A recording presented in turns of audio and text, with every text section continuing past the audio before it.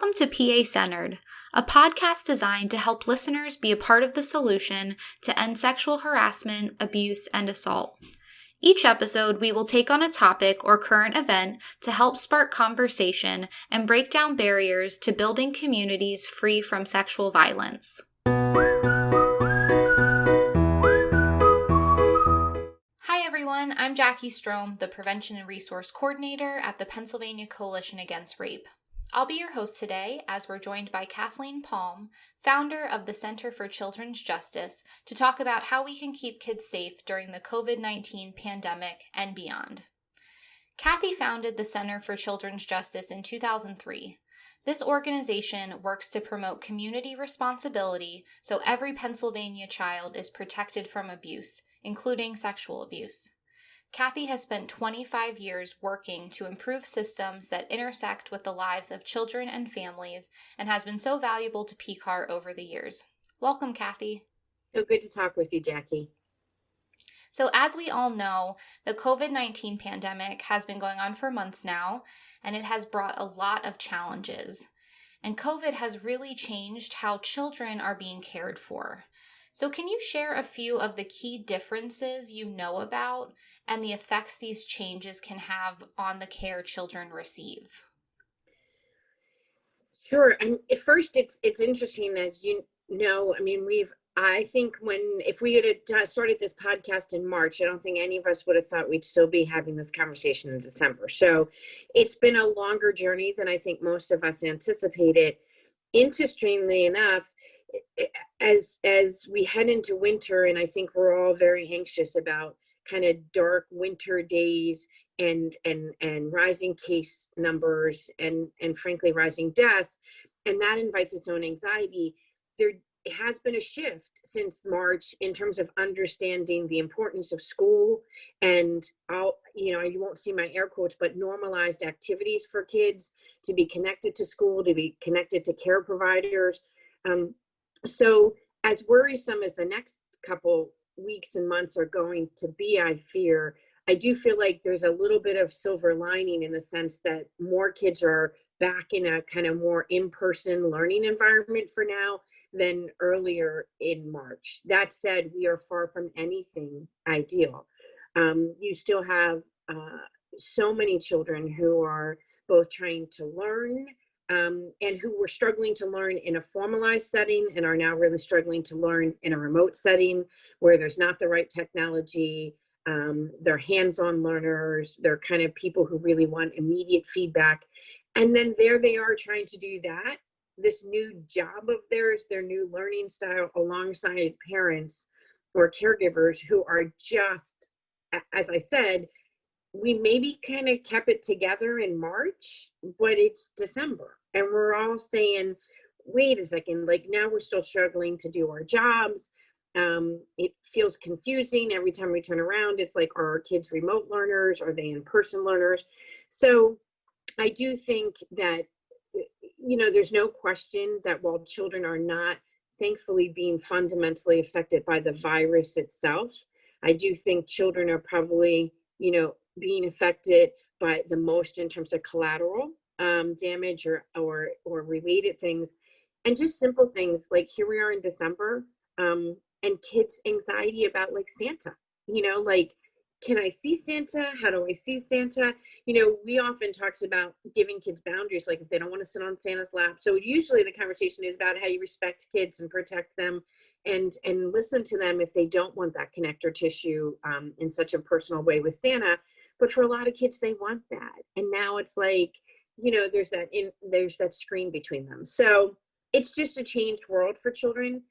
I do want to say one thing before we go further is I join with many parents and many advocates for children with being very concerned about the state of where things are for children. But I also feel like we haven't spent enough time talking about that there could be some positives that have come out of this. I think I see in my own kids that I feel like they've become a bit more resilient in terms of handling problems and negotiating things not going their way than maybe a year ago. So maybe we can't definitively measure that at this point or know that, but hopefully one of the things that is a side effect for kids is that they're learning a bit of coping skills, and how life can throw you a curveball at any moment. And so yeah, it is a tough and different time for kids. Absolutely. And I know when you and I have talked before, you've seen, unfortunately, um, higher fatality and near fatality data happening over the last couple of months. Could you talk a little bit about that? And if you have any tips or suggestions about like safety measures that could be taken to make sure that we're trying to keep kids as safe as possible? Well, I think when we've talked, especially those of, in connected tissue with PCOR, we've often thought about the sexual exploitation and sexual abuse of children, but we've also seen just a whole lot of issues that have been born out of supervisory. And I want to be cautious in saying neglect, because again, parents are like trying to do things and maybe their full attention isn't on their child at every moment. Or maybe the 13-year-old is caring for the 3-year-old while mom's got a Zoom call that she can't be interrupted on. And the 13-year-old's just not really ready or prepared to do that. So we saw more situations where ingestions, we saw a significant change in ingestions in terms of, and even that was different. In some communities the ingestions were ingestions of illegal substances that were found in the home versus legal substances that were just not out of reach. So even as you're acknowledging those numbers, we'd sit at a table and or sit at a Zoom table, I should say, and think about prevention strategies. And they couldn't be universal. They weren't necessarily the same, because when you were talking about an ingestion, which might have involved Suboxone, for instance, which is a medication used to help folks navigate recovery from an opiate use disorder. Suboxone pills are not packaged in the most child friendly, safe packaging. It's just how they're made. They're very dissolvable. So even the most intentional caregiver could drop one or two on the floor, and any parent knows this. A kid picks something up, they got in their mouth. And in case of Suboxone, before you can get it out, it's already started to, dissolve inside their mouth. So in that case, you might be thinking about lock boxes and keeping medicines out of place. But in another part of the state where the ingestions related to illegal substances, you're talking about, lock boxes may not be the right strategies. And through it all, I think a lot of what we've seen, whether it's children who fell out of windows, children who fell into fire pits, children who drowned, these things around ingestions, a lot of it has that thread of substance use. Folks who, so I think we're seeing a higher level of use of substances, which, clearly infants dying from unsafe sleep. So there's just these things that have always been kind of there and impacting children, but are feeling magnified, and are magnified because of the pandemic.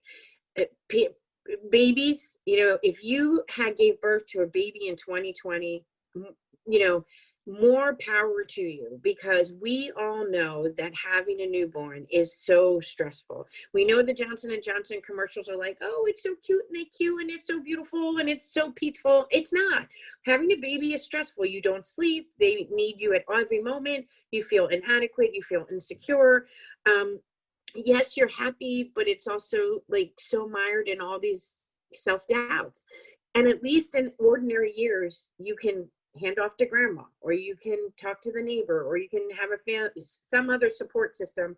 So, so many parents, so many caregivers are like 24/7 caring for kids of all ages, but particularly for infants. So I think that's one of the things that has been concerning to us. Guns, we have seen record sales of guns. We have also seen way too many incidences where kids had access to guns. And I always tell this story.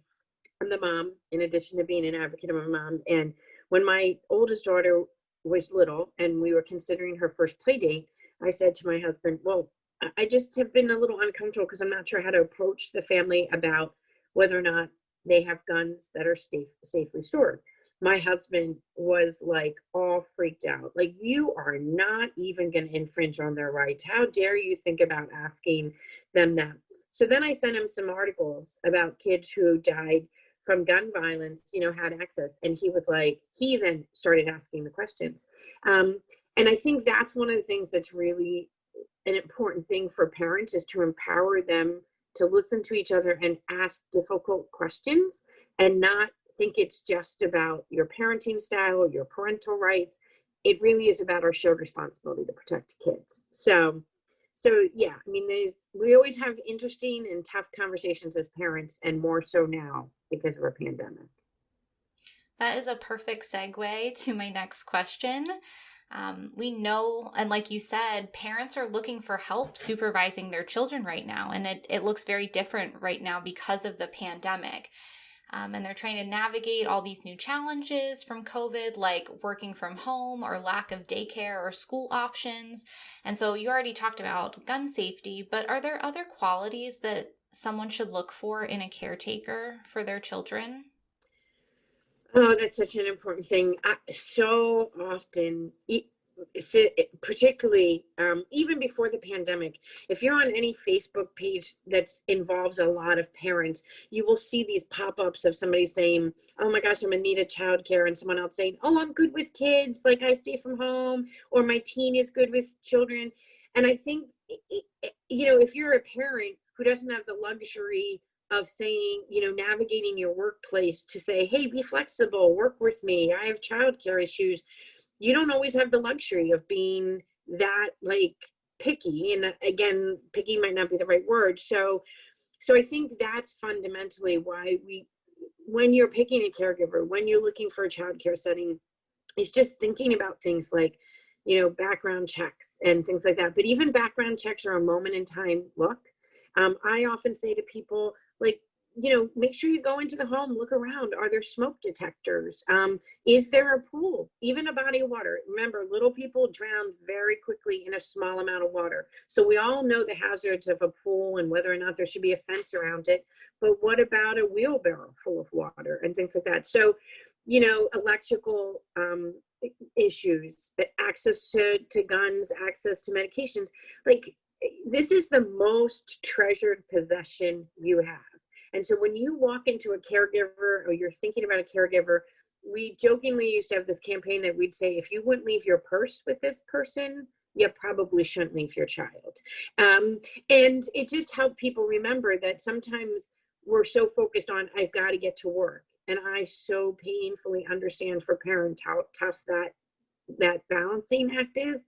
But it's also really important to kind of just step and have a real comfort level with the situation and the environment you're living in. Reinforce safe sleep. If it's an infant, reinforce safe sleep things. Sleep on the back alone, not on a sofa.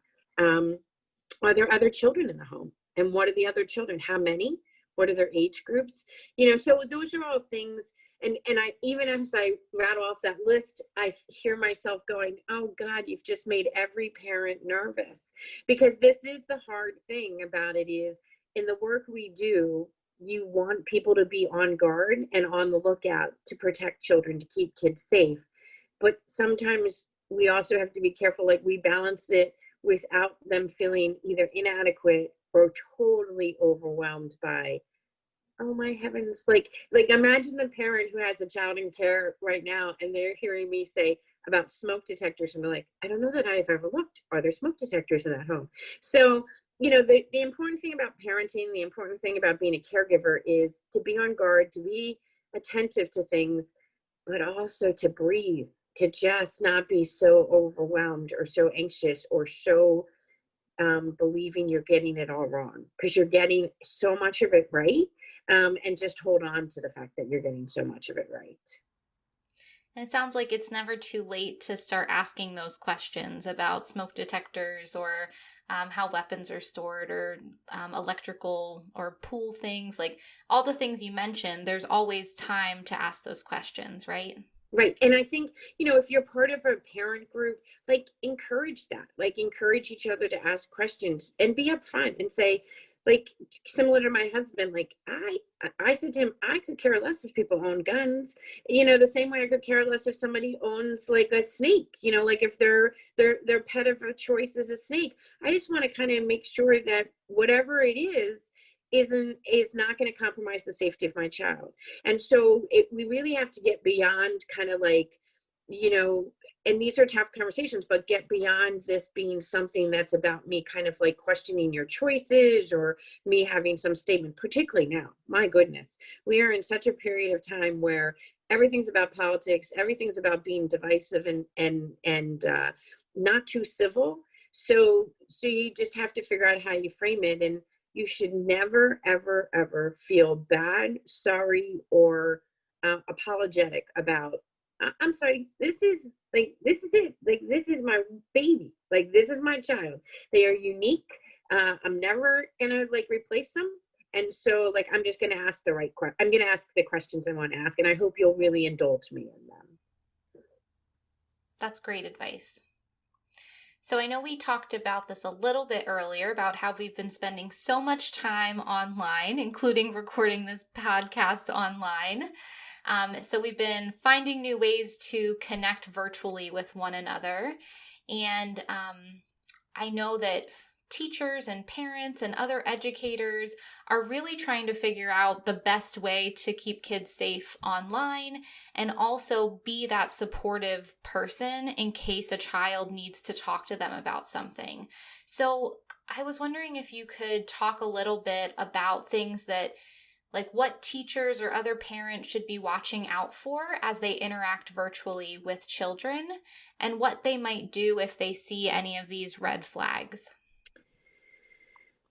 Well, I mean, I think it's important for, just like in the regular classroom, if I were teaching a group of children, I would expect from day one, I set the stage of like, if there's something you want to talk about, I'm always available to you.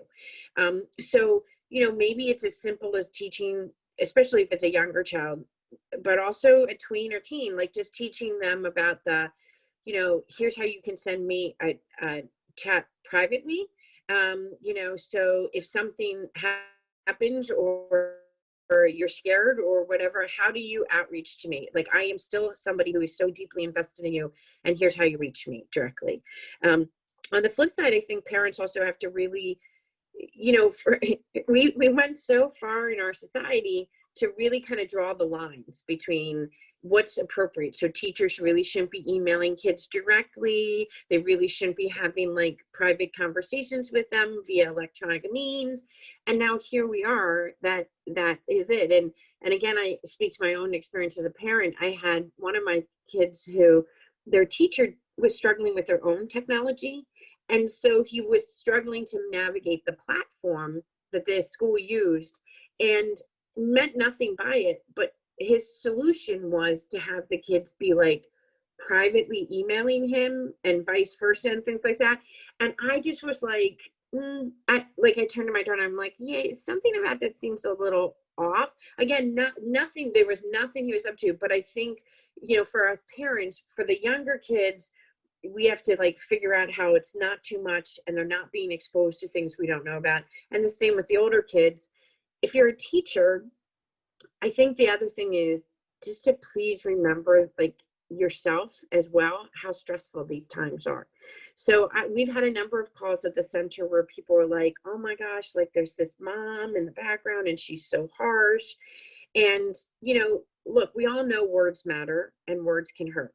But we also are in a time of pandemic where people have, like, just imagine a backpack on your back and we just keep putting rock in it after rock in it. You maybe don't have a job or you have less hours than you used to. You're potentially losing your home.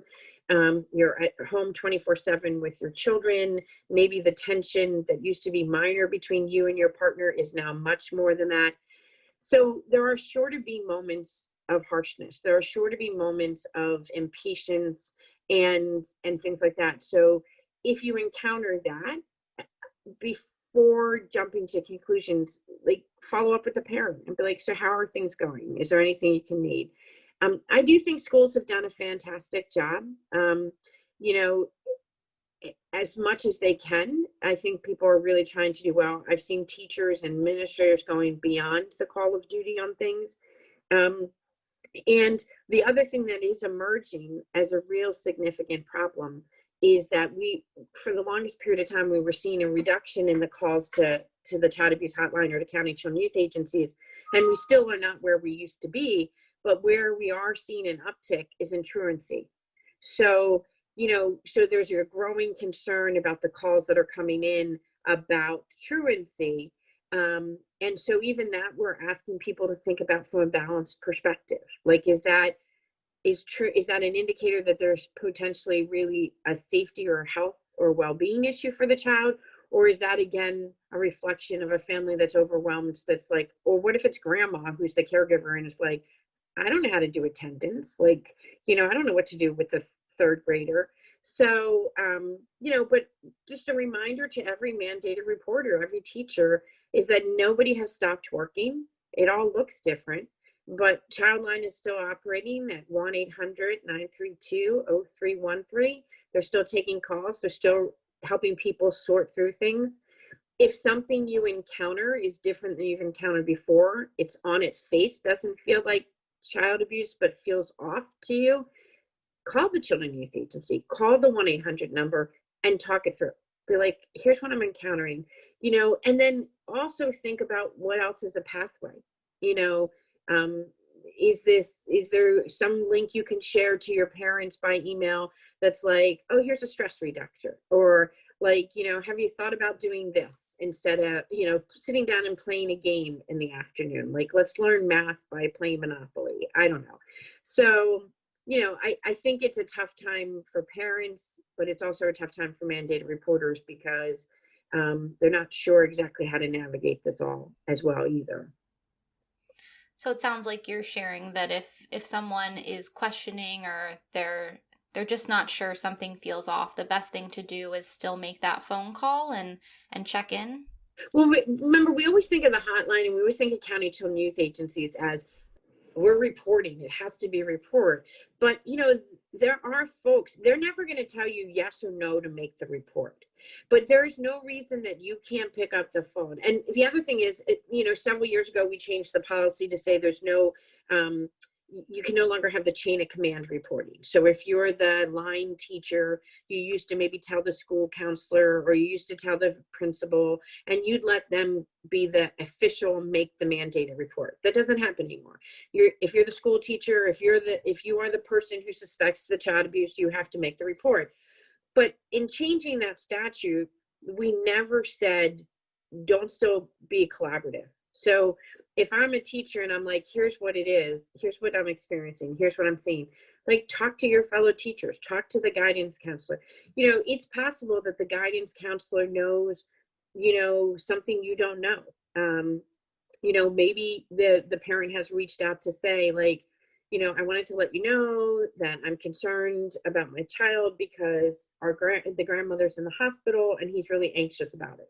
But for some reason, the parent hasn't told the teacher that, or things like that. So, and other kids, the other thing is kids talking to kids. I had another experience as a parent where, my littlest guy who's in elementary school, came home and said about a little boy on the bus that was crying. He got on the school bus right after the bus stop and he was really crying. And, my son, because of the work I do, was like, you better call somebody, Mom, like something. And I was like, well, is this the first time you've seen him crying? Like, did he seem anything like, and then thankfully, different than my son, I had some context to know that his grandmother's in a nursing home. He hasn't seen her in months, so it was kind of like, and also to think through, like, what are the other ways I can know a little bit more about whether that child's in a decent spot, or whether or not there is reason to be concerned about the child crying. Look, we're all under pressure. We are all under pressure. We are all kind of like living in a powder keg. We are all like expressing emotions. And as I said to you before we started this podcast, like when it was March and April, it was tough because it was new. We didn't know what to expect. We were insecure, but there were flowers popping out of the ground. We had warm weather. We could send our kids outdoor. We could go outside and breathe the fresh air in. We could take a walk. I think this is probably the period we're about to enter into, both from a public health perspective, is probably the most challenging. But I also worry I think this is the most anxious I am about the well-being of children and families. Um, because even if you had the most intense support system, even if you had the best coping skills in March, likely they're a little diminished by December, and particularly December, rain, cold, yucky weather. So I just say to folks, don't give up on each other, don't give up on yourselves. If you're a mandated reporter and you're not sure, you know, make when we say make the call, you don't have to think of it as make the call because I'm reporting child abuse. It's make the call to say, here, can I just talk this through with you for a moment? And again, likely you're not going to get a ChildLine worker or a children youth worker who says definitively, yes, make a report, or no, make a report, because they're not assuming the liability for that. But they might say, have you thought about this? Or, what are the resources available there? A lot of schools have done a great job around nutrition and connecting kids to meals. I think we could be asking schools to think a little bit more about things like substance use, support groups, recovery, including for kids themselves. Like that's been that population of folks who have a substance use disorder is that this is tough. This is tough times, particularly, as I said, as we go into December and darker months.